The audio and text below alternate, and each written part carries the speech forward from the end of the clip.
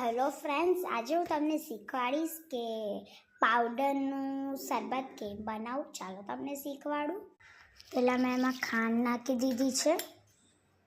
હવે આપણે જેટલા પણ મેમ્બર્સ હોય, જ્યારે કે 3 મેમ્બર્સ હોય ને જે તમારો ગ્લાસનો માપ હોય એની મેળે એમાં પાણી એડ કરી દેવાનું છે. મારે હતા 3 મેમ્બર્સ તો મેં 3 ગ્લાસ એડ કર્યા છે આમાં. હવે આપણે એને હલાવી લઈશું.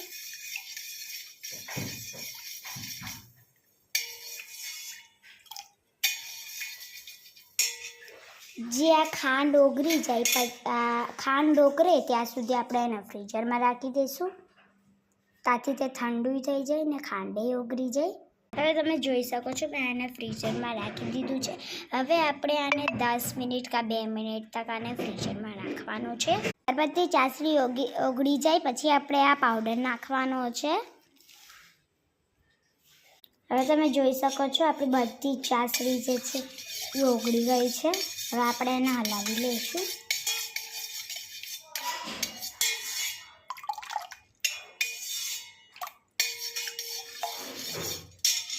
હવે આપણી બધી ચાસણી ઓગળી ગઈ છે. હવે આપણે એમાં પાવડર નાખી દઈશું. આપણે 3 ચમચી જેટલો પાવડર નાખી દેવાનો છે.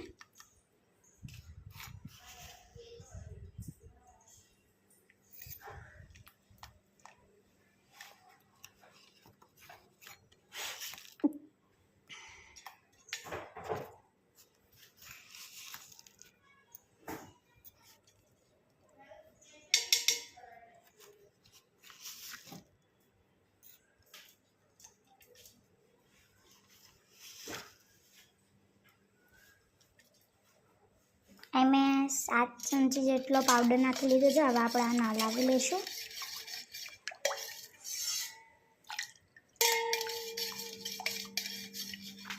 આપણે એને સરખી રીતે મિક્સ કરી લઈશું.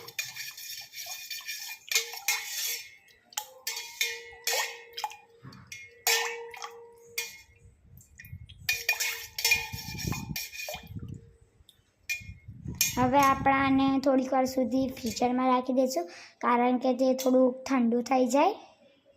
સો ફાઇનલી ગાઈસ અમારું શરબત બની ગયું છે.